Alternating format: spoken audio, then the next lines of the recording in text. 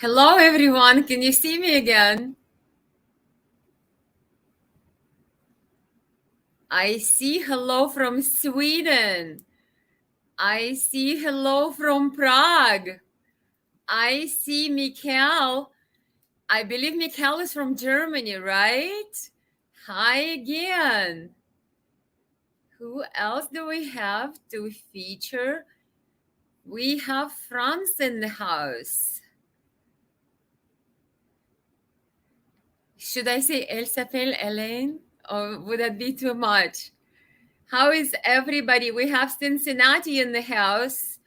We have Texas.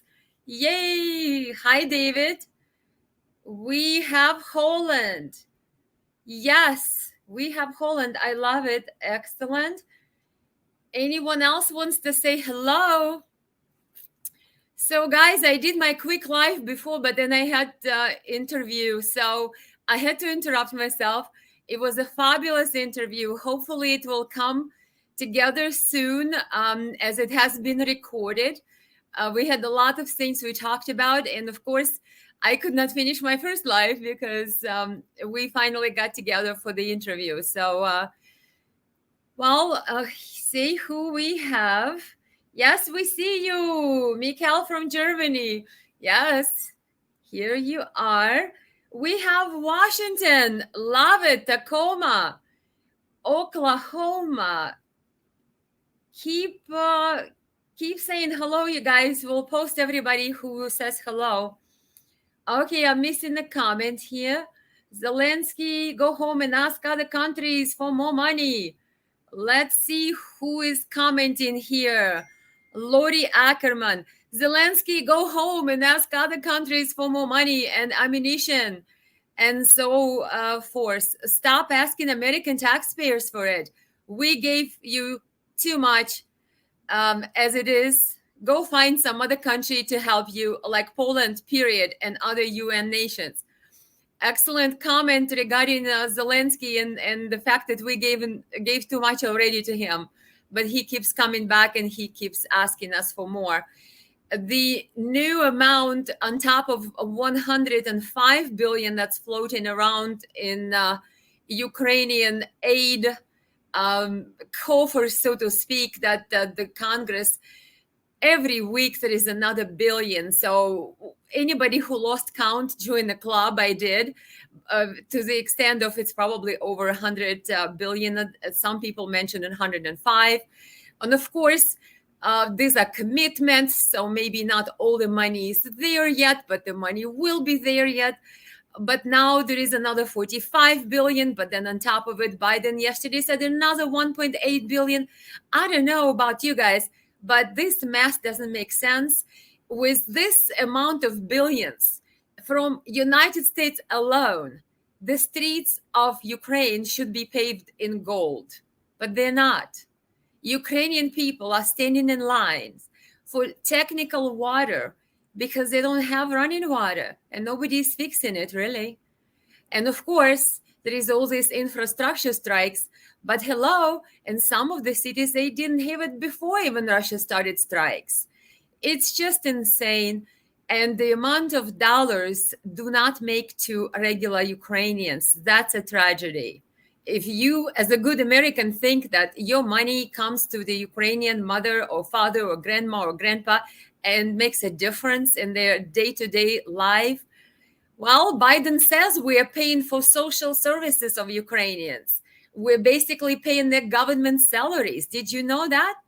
And we are paying for their, I don't know, health, insurance or not, but they have the health services, social services, pensions, government has salaries. This is all paid by American taxpayers. How would you like that? We basically have 51st state of United States on our balance sheet. That's not contributing to us, but we're contributing to it. It's insane. So let me see what comments we have. Thank you, Lori, for your comment. Did I get Sweden? I did get Texas before. Let me keep scrolling. Washington from Los Angeles. Okay, let me see. From Los Angeles, and my wife is trapped in Ukraine. And mother, I surely appreciate your updates. Thank you, Ron. Yes, it's tragic. If you think about, guys, it's tragic for Russian people, it's tragic to Ukrainian people. I'll explain why. I used to live there. I speak both Russian and Ukrainian. If you imagine, right now we're in United States, right? So we have Michigan, we have Illinois, we have Indiana.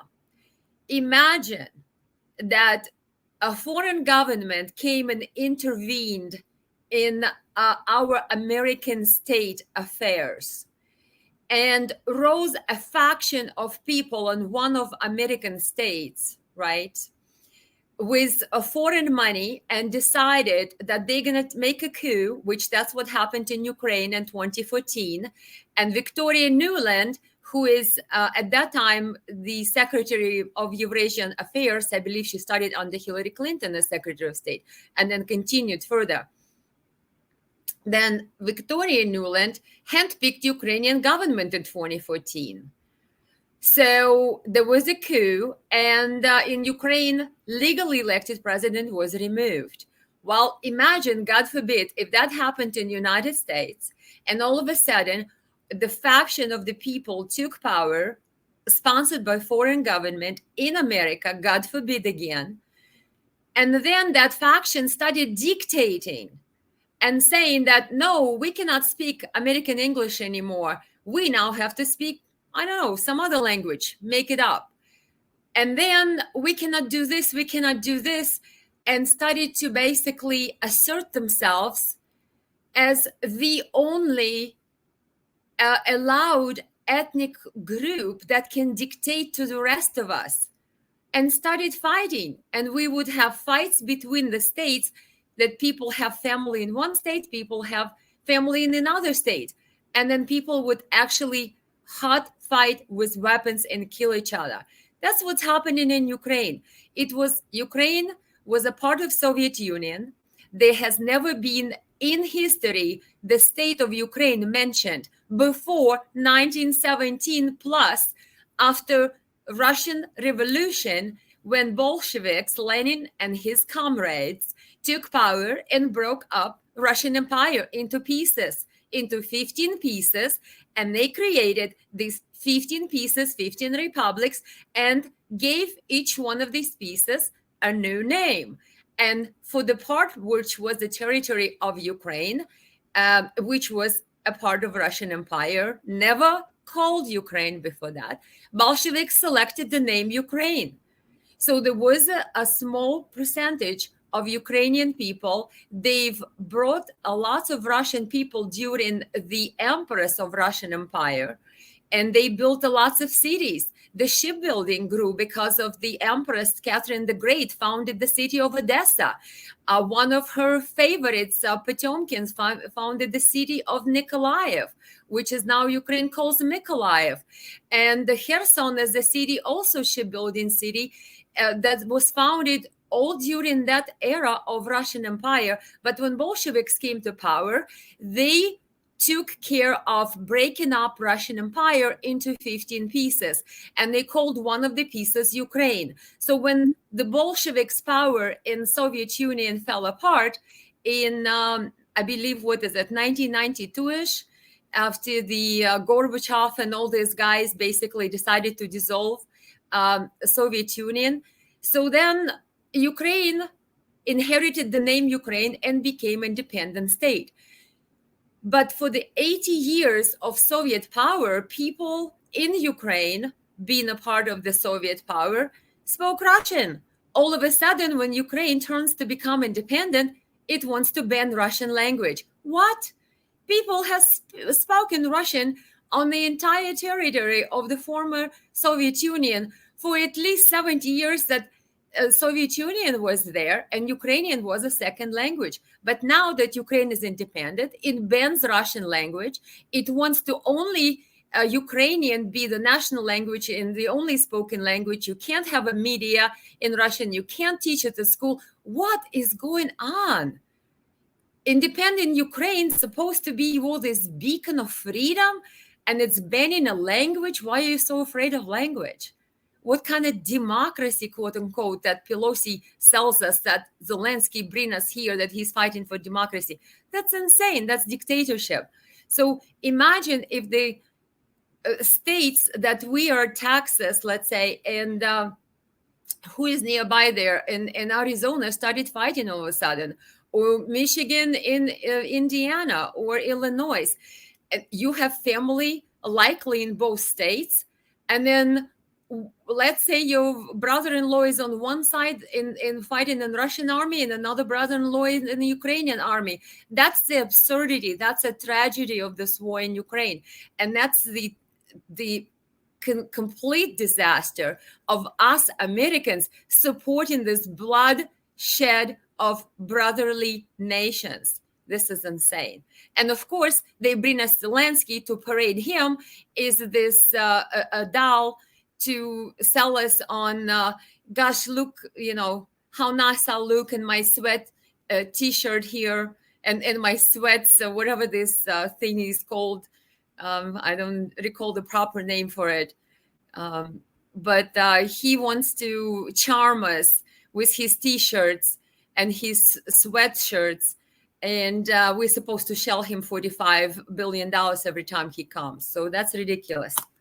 Let me see who has next posted the comment. So I feel for you, Ron, that your wife is trapped down there. Conditions, I understand, are terrible. People do not have power. People don't have electricity. People don't have water. While Zelensky and his wife are on the road doing photo shoots, collecting applause instead of sitting down at the table and talk peace. And of course, Biden and EU does not want peace either. So he's not alone in that. Here we have comment from Daniel. Ukraine government is just as corrupt as our government in America. Yep. I've recommended the movie called Ukrainian Lives Matter in my previous live. You can Google it or look it on my Facebook page. Scroll it down. It talks about the dealings of Biden, of Hunter Biden. There are some Polish politicians. It's just one big happy family. You just guys will be really amazed. And of course, remember how Biden bragged about firing Ukrainian prosecutor who was investigating Burisma oil, where Hunter Biden, Biden's son, has become a legal chief counsel with a salary of $50,000, I believe, at the time in about 2014. Surprise, surprise, just after the coup happened in Ukraine, quote unquote, Hunter Biden gets a job in Ukraine for the oil and gas company.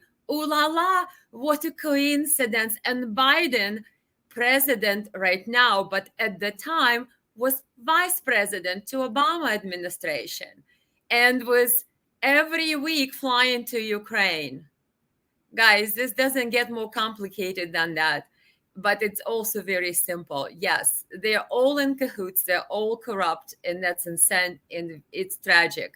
But check out the movie called Ukrainian Lives Matter. It actually starring Biden and Hunter Biden, movie made by Ukrainian investigative journalists, where they explore what they call external governing of Ukraine, starring Hunter Biden and Joe Biden. And I do have a video of Joe Biden bragging that he basically threatened the President Poroshenko then in Ukraine. I believe that was in 2016, that he would, Biden, being a vice president at the time, would withhold the loan guarantees, I think it was $1 billion, to Ukraine, unless Ukraine fires the prosecutor who was coincidentally investigating the Burisma oil company where Hunter Biden was employed as a chief legal counsel at 2014, following the coup that was instigated by the West in EU, which Victoria Nuland handpicked Ukrainian government in 2014, which Victoria Nuland in 2013, speaking to the business people in Kiev in Ukraine, has said that the United States invested $5 billion to bring democratic changes in Ukraine. And basically, they were soliciting the riots against the legally elected president. The rest is history. The president at that time was Yanukovych in Ukraine, legally elected, democratically legally elected president who actually had to flee, fearing for his life. He was ran out of the country, and Victoria Nuland, our famous American Victoria Nuland, handpicked Ukrainian government in a famous phone call conversation where she famously said "FEU." Yes, Google it up. There is a transcript with BBC and everybody else reporting on that. And of course, she's never apologized, I don't believe. And if she did, hey, maybe I missed it. But yes, so she is handpicking Ukrainian government, and we want to sell American people the illusion that Ukraine is independent country. That's why we have to help it to fight off this bad wolf Putin, because he wants to take Ukraine's independence from Ukraine. Are you kidding me? Ukraine is dependent on the United States, and we have basically hijacked that country in 2014. And our corrupt politicians, together with their corrupt politicians, has been bringing this country to its demise as we see it now. And unless these idiots stop, there will not be any more Ukraine on the map, guys. So sorry, I talk too much, but I'm so excited that I see all your comments here. Let's see if we have some other comments. What about Russia? What Russia is doing in Ukraine is giving the Ukrainian people their freedom back from the corrupt government over theirs. Well, you have a point. Absolutely, to the extent that Ukraine was bombing its own people. Can you imagine if, God forbid, one of our states started to get bombed by government in Washington? That wouldn't be allowed. But in Ukraine, it was happening for the 8.5 years. Well, our own government here in America lied to us and said to us that, oh, no, it's Putin. Putin's army doing it. What army? Invisible Putin's army? We know now Putin's army is there. It's 2022. But it wasn't there in 2014 following the coup. And those people in Ukraine who did not want to have this coup government, the people in Ukraine who said, listen, we had elected president. Where is the guy? What did you do to him? You ran him out of the country. We do not want to submit to coup government. We didn't elect you. Oh my gosh, the coup government, together with American government who was facilitating that coup, together with EU, they didn't like it too much that these people had audacity to protest peacefully the coup government. So what do these people get? These people get bombed. Yes, they get bombed by Ukraine. Oh, talk about civilians. Yes, Ukraine bombed civilians in eastern Ukraine. For the last 8.5 years, it's counting to the 9th year and to this day. So write it down. If you don't know about it, don't comment and tell me that, oh, it's all Putin. I know who is doing it. You should know it too. Ukraine was doing it to its own people. So you guys just should know that. And I've been popular today, so my phone just keeps ringing. So forgive me, guys, but absolutely great people calling me. I know I've already turned the call. But as far as Ukraine bombing its own people, you have to know, guys, there is lots of videos about Donbass children. You can probably find them on Odyssey because YouTube does not want to have these videos available to people. There are lots of great citizen journalists like Patrick Lancaster, like Graham Phillips, a British journalist, like Mike Jones from Earl Grey, I believe he's a blogger on YouTube. John McDougan, American citizen journalist, they have been reported from Donbass. Yeva K. Bartlett, I believe Canadian journalist, she reported from Donbass and the shelling of eastern Ukrainian areas by Ukraine and civilians that were killed there. So you guys should know about it, and you should do your research. If you just follow the Western media, mainstream media narrative that the Putin is evil and bad wolf and Zelensky is a saint, you're really missing out on the point.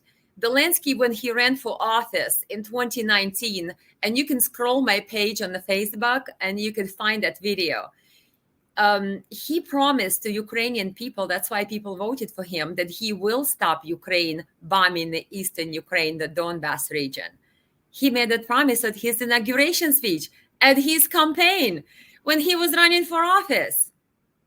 He told the guy he was running against, President Poroshenko at the time, I am not your opponent, I am your sentence, meaning that he's going to put a stop of this slaughter and genocide of Ukrainian people. Some call them Russian-speaking people, doesn't matter. The Ukrainian people living in eastern Ukraine, don't care what language they speak. It's not okay to kill civilians, Ukraine. Hello? Your own citizen. Hello? You didn't evacuate them. You sent Nazi battalions to kill those poor people. We know that. Well, because Azov battalion was there in Mariupol. And we do know the swastikas and everything that Azov battalion has. And even United States Congress prohibited the funds to go to Azov battalion. And I don't remember, it was 2018 or 19, because of their association with neo-Nazi ideology. So we don't need to recreate the wheel. The wheel is already there. We just have to connect the dots. So in 2019, when Zelensky was elected president, he promised that he will stop shelling Donbass, but he didn't. Only Ukrainian people got lied to.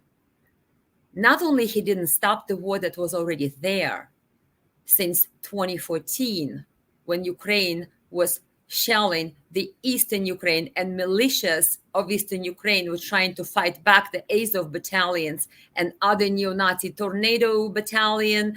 I don't know, now they have a new battalion called Kraken. There's so many of them that Ukraine was sending to eastern Ukraine to try to submit those people who didn't agree with Western-backed coup in Ukraine in 2014.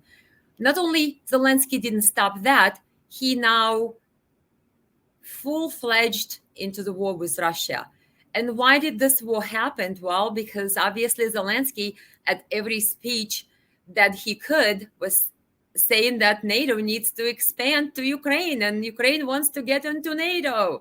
And here we come, NATO, take us, NATO.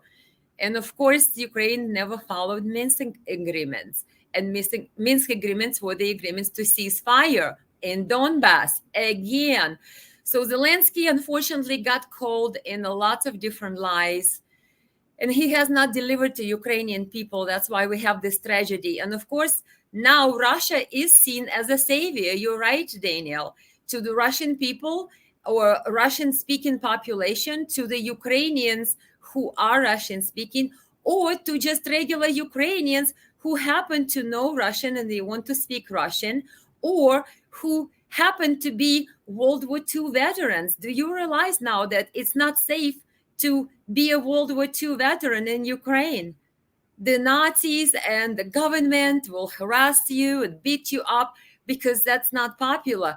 If you'd say, hail Ukraine or something along those lines and showed some swastikas, then you're good. But if you say that you're a veteran or you are a descendant of the veteran or you want to honor World War II veterans who fought against fascism, oh, that's not cool.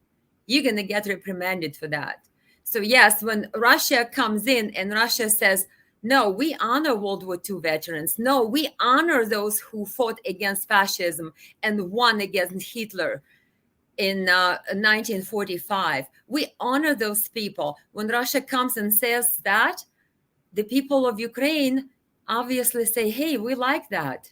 We don't want to live under the oppressive government who doesn't allow us to speak language that we choose and who actually harasses us for supporting World War II veterans.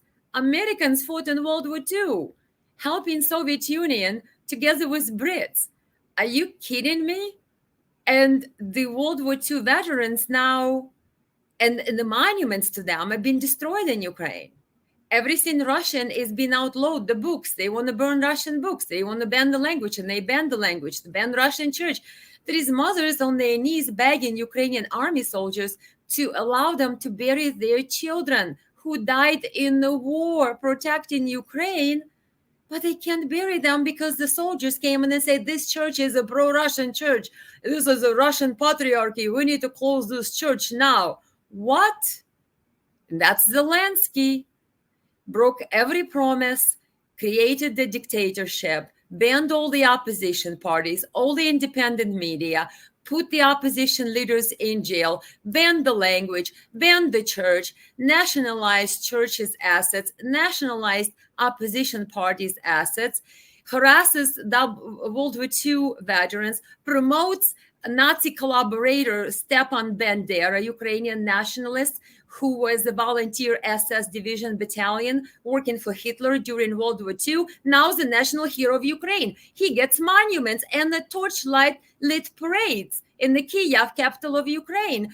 The guy and his unit slaughtered hundreds of thousands of Jews, Polish people, Gypsy, Romani people, and you name it, every ethnic group, and there's blood on their hands. And now he is the national hero of Ukraine, the guy who killed Jews, Russians, Ukrainians, Polish people, Romani people, you name it, just whoever, but Ukrainians. Their slogan is Ukraine is for Ukrainians, you see, nobody else is allowed. That's Stepan Bandera, and that's a national hero of Ukraine.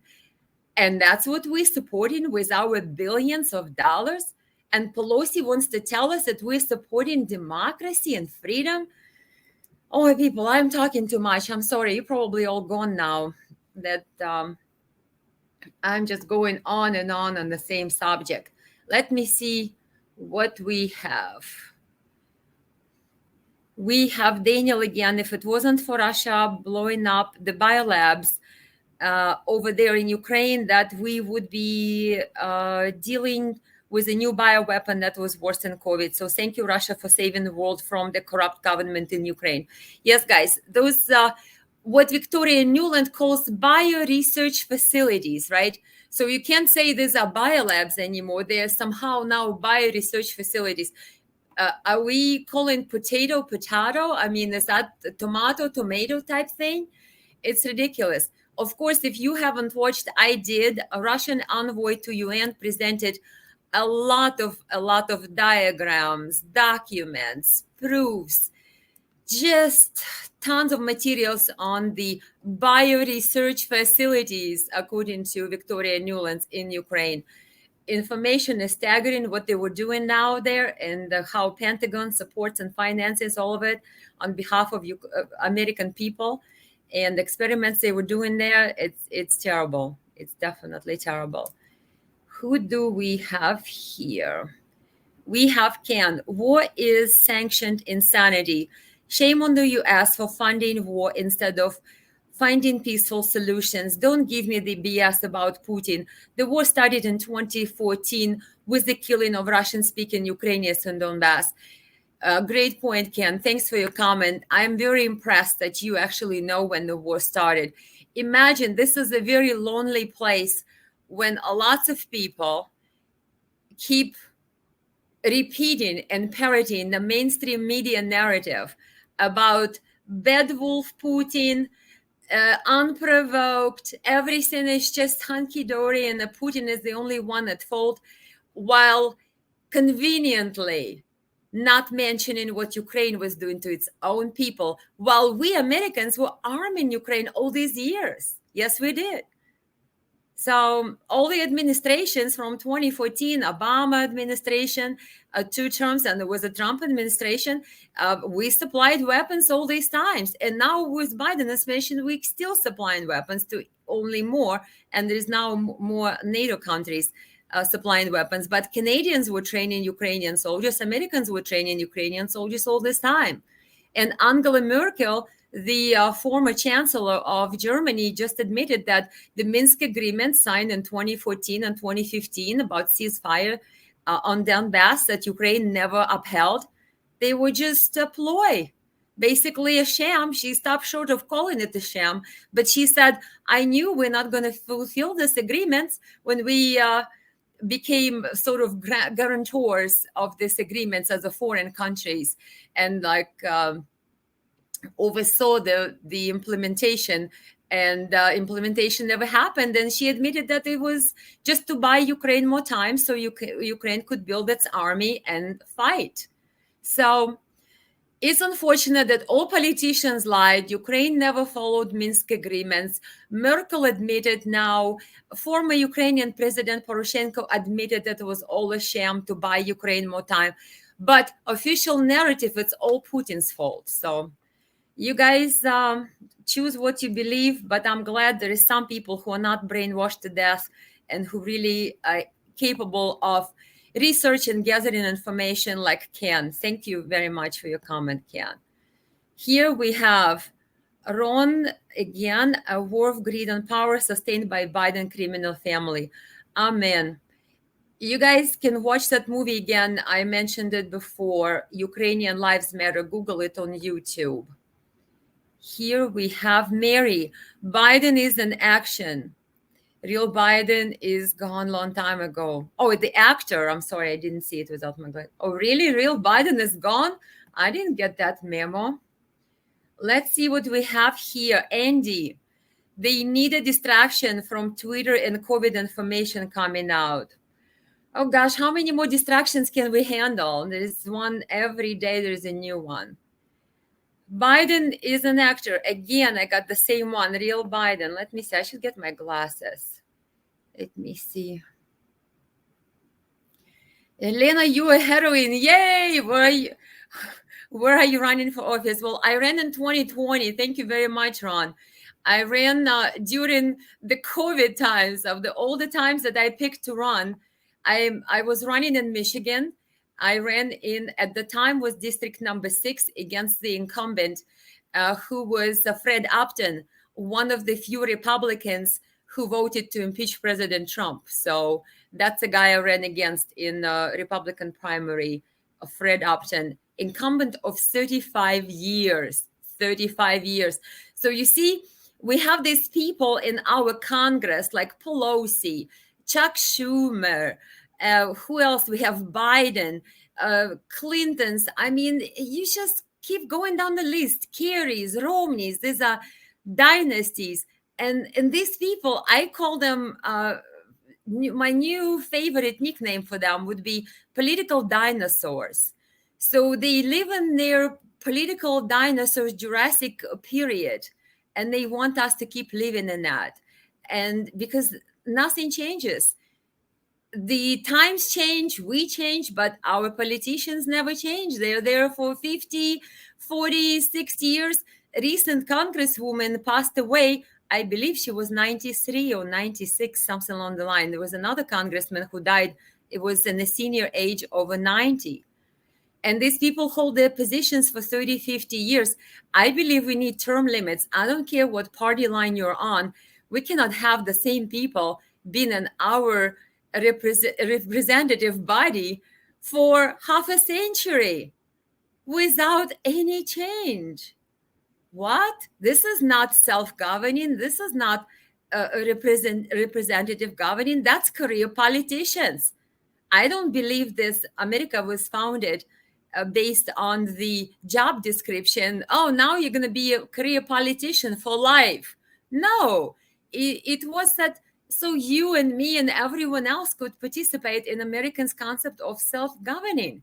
But once we have these career politicians, these political dinosaurs who sit there for 50 years, there is no way we can have any a change or betterment, because they're the same people who are there for the lifetime, basically. And they don't let anyone else to come in. Somehow they keep winning those elections, if you know what I mean. I ran for one. I know exactly what I mean. Let me see. We have a couple of more comments. America first. Who is America first here? Yay! America first. Absolutely. America first. Imagine, guys, now we have all the illegal immigrants invading our border, and Biden cares about Ukraine's border more than about our own border, which he actually is responsible for caring. Can you believe that? And our Congress the same way. We have watching from Cameroon. Welcome, Monkey. Hope I pronounced it correctly. See who we have. Daniel Haynes, God bless you. Need more people like you in this world. Thank you, Daniel. Thank you very much. I always say we don't have a lack of people. We lack people with courage. That's what we need in this world. We need more people with courage. Let me see if I missed somebody. Watching from Liberia. Perfect. Let's see. Biden demanding they change their whole court system, which called for a change in the constitution. If you're talking about Ukraine, Ukraine has changed its constitution over the last several years dramatically. In fact, they added to their constitution that Ukraine is to join NATO by the year 2023. So they actually have it in their constitution. And I believe one of the points of contention for Russia was the fact that Russia didn't want the NATO country on its border. I mean, because obviously the next thing you know comes nuclear little missiles right up to the Russian border. Would we allow Mexico to put Russian rockets right next to our border? Remember the Cuban Missile Crisis? So if we want to look at this conflict from every angle, we have to understand that Russia has warned, Russia has demanded, Russia was promised that NATO will not expand east. It has been years, and it has been more rhetoric coming from Ukraine. Ukrainian army was trained, built, equipped, and basically ready to go fight. So should Russia lay down and take it? Obviously, Russia decided that enough was enough, and here we are. But at this point, there is no amount of money that can make this all better. There is no amount of money that can make it go away. And all wars end up at the negotiating table. So the sooner the United States, the EU, the countries that basically are going on this craze against Russia and bought into the entire Russophobia. Look at the Baltic countries. Look at Estonia and Latvia and Lithuania. I mean, this is insane. I have seen that they're removing again the cemeteries, the monuments, anything to do with Russia, banning people basically saying hello at work in Russian in those republics of Baltic states. That's insane. So the sooner this madness stops, the better. The sooner everybody who is involved is at negotiating table, the more Ukrainian and Russian lives included will be saved. But I'm afraid, guys, that that's not what corrupt politicians want, especially not Biden and not EU. Because at the speech where Zelensky came and talked to Biden, Biden said, we will support Ukraine for as long as it's there. I thought that was sort of interesting. So for as long as Ukraine is there, are you planning that it may not be there, Mr. Biden? I mean, it was the whole presentation and press conference, Zelensky-Biden visit to USA was bizarre. Biden mispronounced Zelensky's name. I think he called him Velensky, something like that. The interpreter said, when Zelensky said he's accepting the 45 billion, he said for his country, but she translated for, he said for our country, and she said for our crime. And then she corrected herself, saying country. I was thinking, oh my gosh, you can't have slips like that. I hope she wasn't fired. But then they were standing there laughing and making jokes. And I'm thinking, Zelensky, you're here wearing sweatshirt, and here's Biden looking like a real boss, and you look like a little puppy dog with your little khaki colored sweat in front of the entire world. But that's okay. I mean, if Biden tells you to dress this way, and you oblige, that's fine, because otherwise you would upstage Biden, right? If you dressed up, for goodness sakes, with a tie and a suit. But that's your business. Who am I to say, right? I'm not a fashion patrol here. But the thing is that these two are standing there, paying each other compliments, and they're laughing while Ukrainian soldiers are dying there on the battlefield. And instead of calling for peace, these two idiots are divvying the money and giving each other compliments on how much they respect and love each other. You want to have a love conversation, give each other a call. You don't need to waste American taxpayer money and fly this Zelensky on American official plane to come visit United States at taxpayers' expense so he could say, I love you to Biden and Pelosi kiss. Come on. Okay, people, I think I'm getting a little bit off the subject here to just insanity all over. I'm watching from Sierra Leone. Here comes West Africa. Indeed, you are saying the truth, madam. Keep on doing the good work. Okay, thank you very much. I hope I pronounced the name correctly. Sarboya. Thank you very much.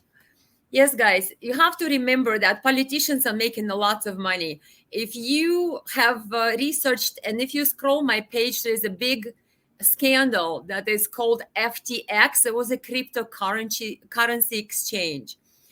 The guy who sort of was a founder in his 20s, I believe, maybe early 30s, Sam Bankman-Fried, and he founded a cryptocurrency exchange.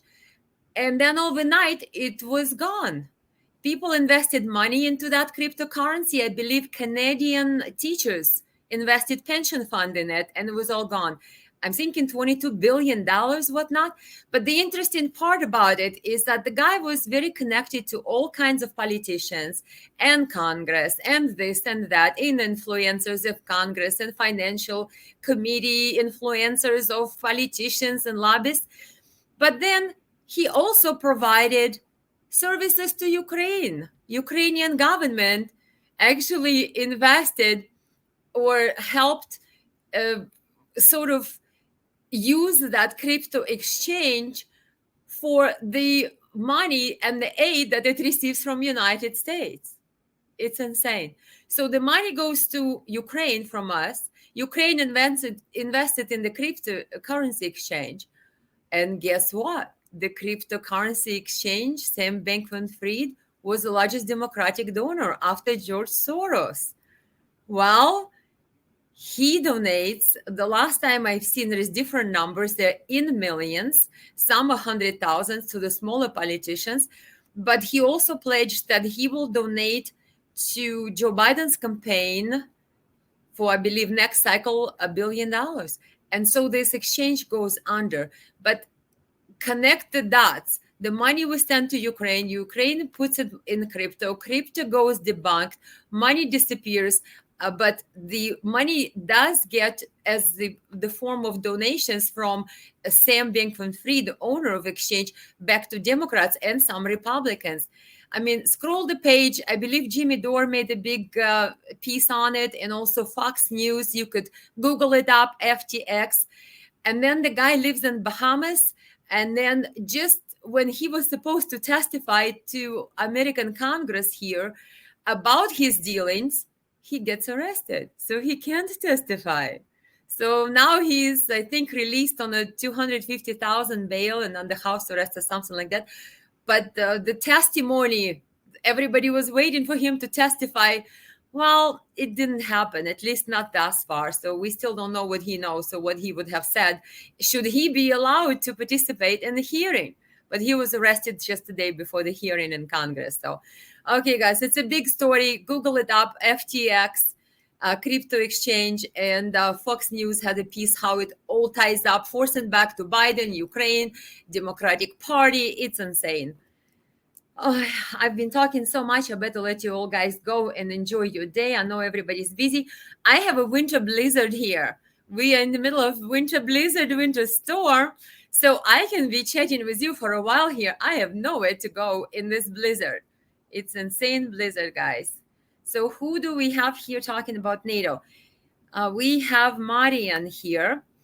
NATO and the alliance are responsible for the most part in the war in Ukraine and Russia. EU economies are already messed up big time, and they can't support Ukraine with military weapons and artillery for much longer. From May this year, mostly NATO soldiers are in Ukraine. Good point. A lot of foreign media is not reporting is that A lot of foreign fighters are in the front lines in Ukraine. In fact, there was an article by RT where I believe already 1,200 Polish soldiers are returning back from fighting in Ukraine, and they will be buried. It's insane that the guys from the front lines report that they hear, in Russian media, I hear that too, that they hear Polish language a lot. They hear English a lot. Of course, American fighters, they may be volunteer fighters. But we do know that there are some American instructors that are helping, supposedly, quote unquote, Ukrainians to service the equipment. Of course, British Army, I think, announced in August that the British soldiers should all write their wills and last testament, because they will need to go someplace and learn how to fight Russia. And of course, we know where, right? We don't have to be, it doesn't have to be spelled out. But there was an article in August, about, I think, August 28th or so, in RT, that British commander told the British soldiers, I guess, I don't know if they have reservists or special legion, to write their last wills and testaments, because they're going to be going for the long deployment to learn how to fight Russians. So I'm assuming that's got to be Ukraine where they were sent. And I did see a lot of videos from Ukrainian soldiers themselves who were videotaping themselves. One soldier actually said he met Germans there. And he's a Ukrainian soldier making a little video. He said, I just met Germans. And it sounds like they are more willing and more eager to fight Russians than some of our Ukrainians who ran away and hid in foreign countries from being mobilized. So there are Germans on the ground in Ukraine too. Who do we have here? We have Patton Beach. I hope I have this right. That's good. We have Sudan. What about Biden and Zelensky? And Trudeau, along with others, just bought and paid bad actors for the powers that rule from the shadow. Absolutely. I'm sure that some of these people are sitting there sipping champagne on their yachts while they show us their little puppets with their little prescripted speeches to read. And how can I call and summarize Zelensky's speech in Congress and Biden-Zelensky press conference? I think I came up with a good one on that. I said it's despicable display of lies designed to make American people feel good while they're being robbed. That's what it is. So American people, we're being robbed. But in order to make us feel good about being robbed, they're bringing us Zelensky and parading him like a little doll who is spewing out pre-printed speeches and brings us Ukrainian flags with SS insignias on it. Check it out. Yeah, it's not even funny. The two lightning bolts, we all know what they stand, right? On the Ukrainian flag that Zelensky gave to Pelosi in United States Congress. So I rest my case. Merry Christmas from Canada. Yay, Merry Christmas back to Canada. We have a Merry Christmas, all right, guys. I think I probably have 20 inches outside. I'm looking over the lake. I live on Lake Michigan. It's gorgeous, but gosh, it's all blizzardy white out there. And no, I'm not putting my nose outside. I'm definitely going to stay in. So that's why I'm chatting with you. And I hope you guys enjoy chatting with me as much as I do chatting with you. And forgive me, I am new to doing all this streaming and getting controls and reading all these beautiful little comments that you write. Hello to Thailand. Let me see, who do we have? Be your brother's keeper, so United States government is not wrong for assisting Ukraine. We don't say that we're wrong for assisting Ukraine, meaning the people of Ukraine deserve a token of sympathy for the tragedy that befell onto them. But supporting Ukraine with more weapons to make sure that these weapons will facilitate more Ukrainian death is not supporting Ukraine. We should be supporting Ukraine all along in the form of peace talks. peace talks with Russia, figuring out whatever these new security context of the security framework in Europe that needs to happen for this to not take place. And of course, Ukraine keep saying that it wants to get into NATO, and Russia said that's a red line. So as soon as Zelensky keeps saying that he wants to get into NATO, which for some reason he didn't say when he just came to the United States the other day, but I'm sure Biden instructed him, don't you mention NATO here again. But definitely all sides need to talk peace. And if we keep supplying weapons and think we're supporting Ukraine and assisting Ukraine, all we're doing is we're assisting Ukraine to die. And we're assisting Ukraine to break apart and Ukrainian lives to be lost. We need to assist Ukraine differently. We need to promote peace. And our Congress people and our Biden administration has to get their heads out of the sand and realize that we cannot afford a nuclear escalation and nuclear conflict with Russia. Because if they keep pushing Russia, if Ukraine will keep instigating and keep prolonging, and if Biden will, like Boris Johnson admitted that he actually stopped the peaceful negotiations that were taking place between Ukraine and Russia early on in this war this year. I'm not sure if it was March. But Boris Johnson bragged about it, that no, we will not allow Ukraine to speak to Russia. No, we want Ukraine to win on the battlefield. Biden yesterday said at the conference, yes, Ukraine must win on the battlefield. We just want to give her more weapons. So these lunatics want to kill more Ukrainians.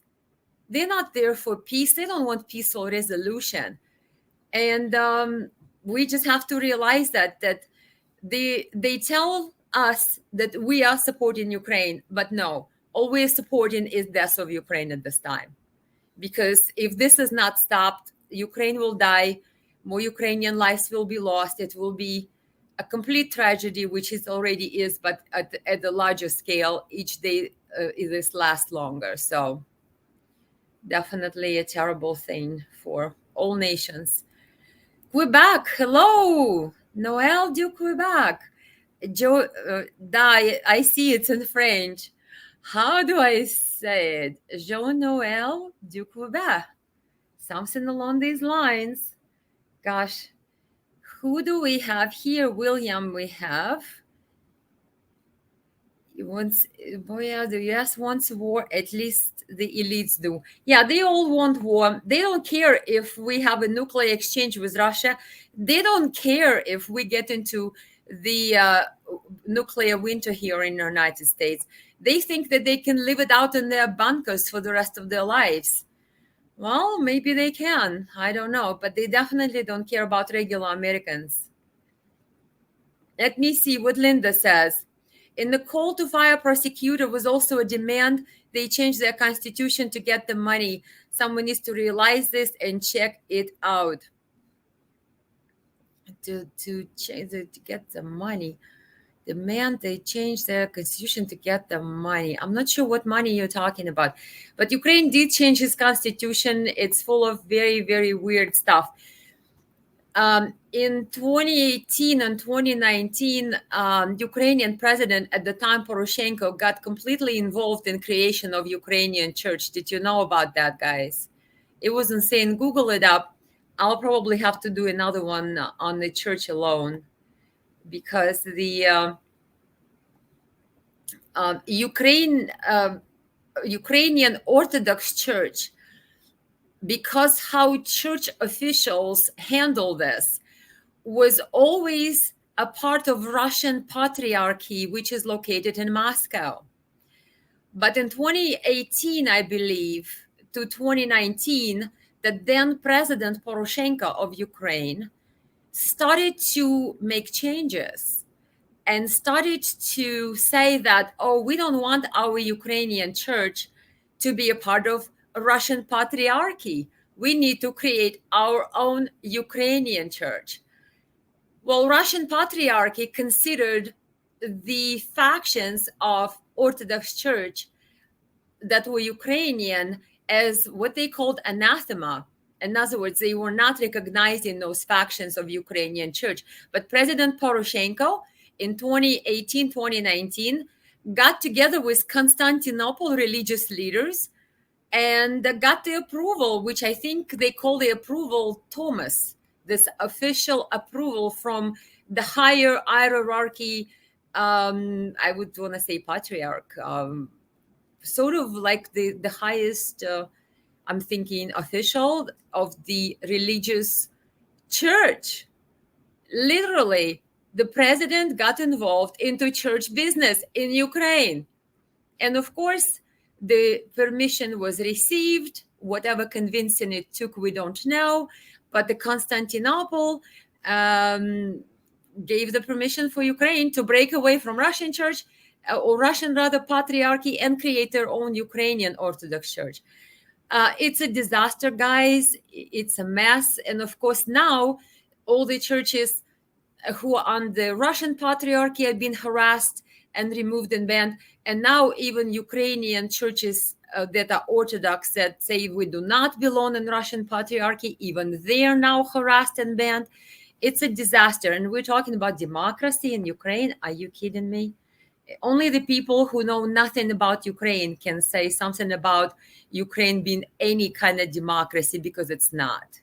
And trust me, I am fluent in Ukrainian and Russian. I know what I'm talking about.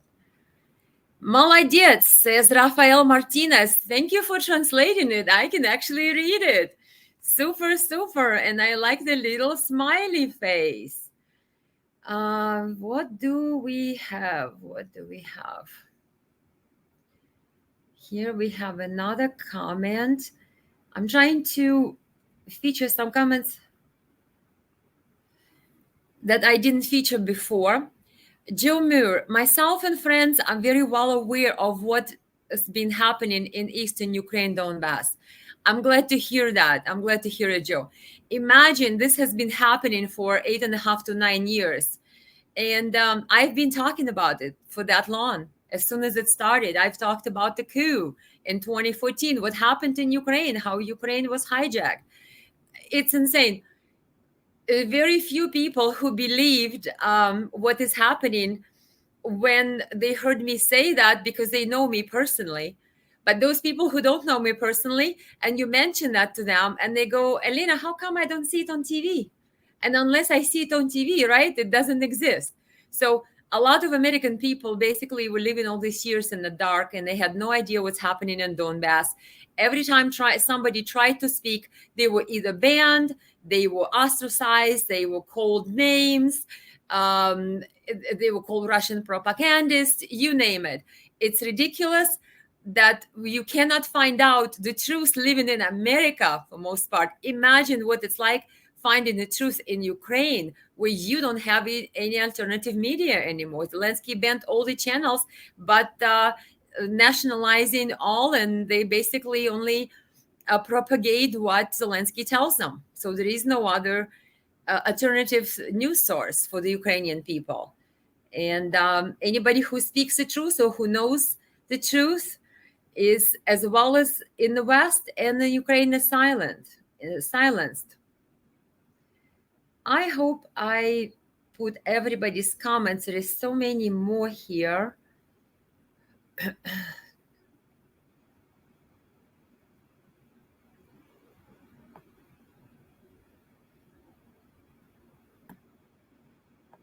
Let me see. I'm trying to find it. I guess maybe next time. I'm trying to find a comment to read. The West creates a war and more war time and time again. Look how many countries have been destroyed by the West. But their days of evil will be ended soon. Yes, we certainly do have a list of countries that have suffered because of the policies and foreign policies of lots of different administrations, lots of different people in Europe, lots of different politicians. All I can say is the current Biden and Smith administration is no better.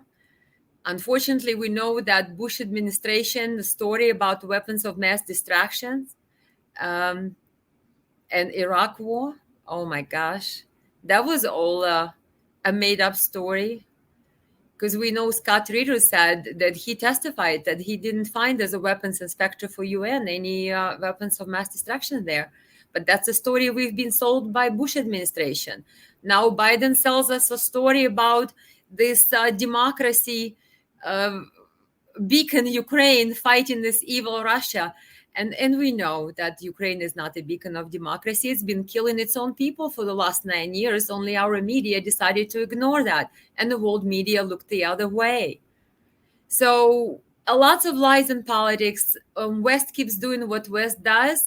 It takes the media and tells media what to sell. Media sells. They will designate a few puppets, and the puppets will spew some lies. People will buy into it. And the money just keeps flowing. And the corrupt politicians on both sides of the ocean are basically making money off the human suffering. So nothing is new under the sun. All we can do is pray for peace and see if our lunatic elected officials wake up one day and say, you know, this is enough. We need to bring peace. I doubt it will happen, but all we can do is try to call them and remind them that we elected them, or whether they elected themselves. Now we don't know, right? That they need to immediately demand peace talks and sit at the negotiating table with Russia. Because if you support United States, you should be caring about American people. If you support Ukraine, you should be caring about Ukrainian people. If you support and care about Russia, the lives of all of us are at stake. American people are suffering because now they cannot afford the basics and the money is flowing to Ukraine. Ukrainian people are suffering because more weapons are given to Ukraine to continue the war machine, to continue the war with Russia instead of speaking peace with Russia. And Russia said numerous times it's open to the peace talks. But Biden keeps lying and saying Putin is not open to the peace talks. That's a lie. Every time you open Russian newspaper, Putin is asking for, saying that they're open for the peace talks. Zakharova, Russian foreign minister, we're open for the peace talks. But Biden keeps saying that Putin isn't open to the peace talks. Everybody is lying on the West side, and American people suffering, Ukrainian people suffering, and Russian people are suffering. And of course, the other countries, not to mention the countries of Europe, where people have to accommodate all the refugees. Obviously, their standard of living is going to go down, just like our American standard of living. And we can thank Biden and Zelensky for bringing this war upon in wanting to explore this war until what? The nuclear phase? Is that how we're going? First phase, second phase, the next stop is nuclear phase? I don't know. So we'll see what happens, but the best we can do is pray for peace, and I hope this ends soon. However, it doesn't seem like it, guys, to be honest with you. It does not seem like it. I'm almost afraid that these idiots are going to get us involved in it. There is never a question in my mind that they are lunatics to the degree that they could actually decide one day, wake up and decide to send our troops in there. We already have the troops on the border in Estonia, 20 kilometers from Russia. Hello. And then I think, airborne brigade is already in Romania, should I say, next to Moldova or something along those lines. In other words, the chessboard is getting filled and a lot of countries are lining up. The escalation is at play. Zelensky and Biden and EU do not know when to stop. The people across the world have been sacrificed so much to send money to Ukraine. Ukrainian people, and a lot of the weapons don't end up on the front line. The soldiers say that in Ukraine. Ukrainian people don't get the money. All they get usually is a one piece of bread and maybe a canned food item, while the billions float in there. The volunteers in Ukraine who speak about the theft of humanitarian aid get put under house arrest, get arrested. You can't speak about it in Ukraine. Ukraine has martial law, and God forbid somebody criticizes Zelensky or the theft of humanitarian aid. That's a death sentence in Ukraine. So no matter where you look, this does not have any advantage for any nation, for any country in the world. And unless these idiots again, in Washington and across the world, in EU and all the other countries who are involved in some shape or form, decide that we need peace talks, this will keep going and it will mushroom. And I'm afraid it will mushroom to the nuclear escalation and nuclear exchange. Very possible. But yep, if you can call your elected representatives and tell them that you feel that we need to sit down and peace talk with Russia now, do it. I know a lot of people don't have faith in doing that because I've seen some comments where people say that they don't listen to us. I agree, they don't. But it's good to at least try versus to give up. And if nobody listens, but if you speak the truth, maybe if enough of us do, maybe it will matter one day. Thank you, guys. Thank you for all your comments, for listening. I have so many beautiful little comments here. I'll feature them here. And see, gay rights in Ukraine. Democrats want gay rights in Ukraine, hence they demand the church that to leave the Russian Orthodox, so they will sanction gay marriage. Yeah, they are talking about, Zelensky was talking about, I believe, having to allow same-sex unions. I believe that they are working on it. That's very true.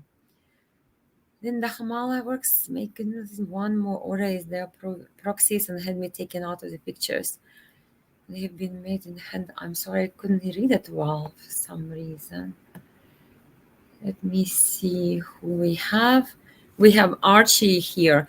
Yes, Ukraine is an independent country, and as such, Russia cannot tell Ukraine how to go about governing herself. If Ukraine wants to join NATO, it's her business, and Russia has no right to move in military territory to kill peaceful people, damage their homes, vehicles, and roads.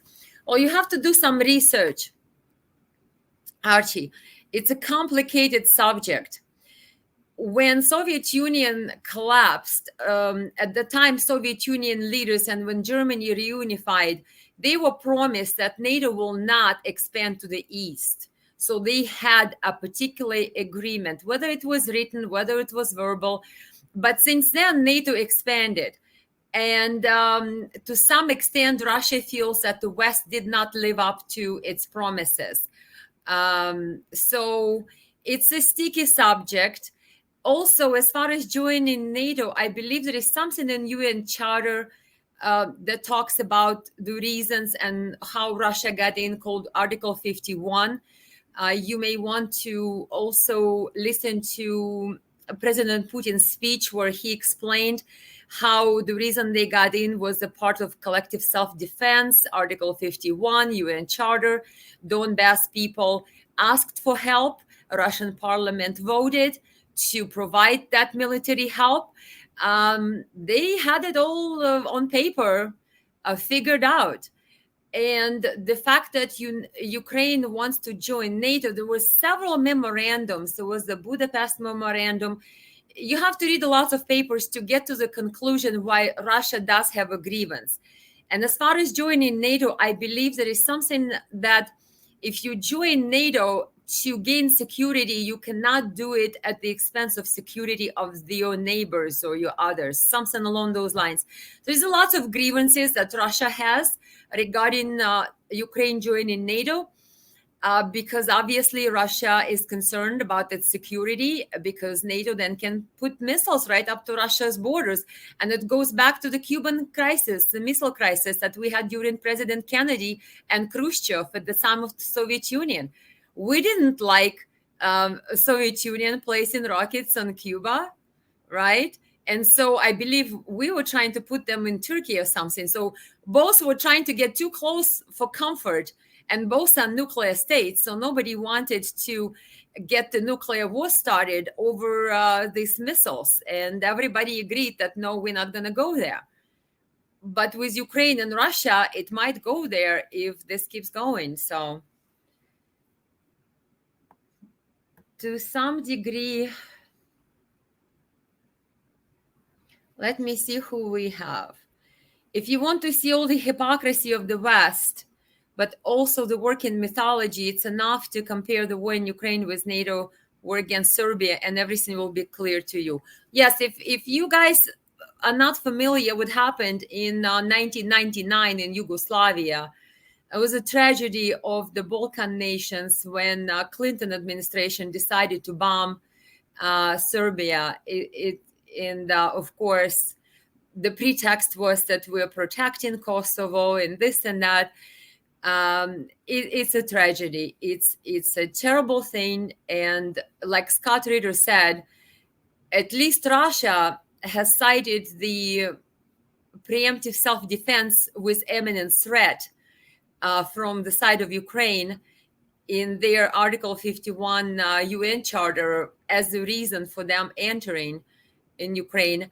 There was no justification for NATO start bombing. I think there was how many countries bombed Serbia at the time? I don't want to say 30, 40. I think President Vucic from Serbia, he spoke in UN a few months ago, and he said everybody is worried about Ukraine and how Ukraine is attacked. Why is nobody talking about my country, Serbia, when my country was bombed by all these NATO nations unprovoked, and you came and bombed us off? Why is nobody talking about Serbia and what NATO did to my country, said Vucic, the president of Serbia. Yeah, so obviously the West has a selective memory and hypocrisy. So yeah, NATO can bomb Serbia and intervene this way, but Russia can't protect itself from imminent threat that it sees as imminent threat, and cites Article 51 of UN Charter to intervene. But NATO can come bomb unprovoked Serbia, a peaceful country, and create a whole bunch of excuses for that, destroy entire nation. For years and years, Serbia and Kosovo conflict still is not fully resolved. There's still tensions, but that's what NATO does. But President Vucic obviously called NATO on the hypocrisy that everybody cares about Ukraine, but nobody cares for Serbia and justice to the Serbian and the nation of the Balkan, at the time Yugoslavia, that has been basically bombed by Clinton administration and NATO countries into ash. That was insane. But of course, nobody thinks about that. Okay, guys, love you all. Sorry for the long talk. I am trying, so take it as my other practice run. We'll talk a lot. We'll take some comments, and we'll say my blizzard is still going on outside, so I'm still going to stay warm here. You all stay warm. If I don't see you, don't talk to you, have a happy holidays, happy Hanukkah, Merry Christmas, happy Kwanzaa, anything you celebrate. If you just like to get together with family or just by yourself, that's all fine. And enjoy beautiful holiday time. Be safe and stay hopefully on my page and subscribe to my YouTube channel so we could keep getting together like this, and so we could keep enjoying our conversations and share some truth and sift through some of the Western propaganda and some of the insanity that is being taking place in the world. So love you all, guys, and I see you soon. Subscribe to my YouTube channel, please, and happy holidays.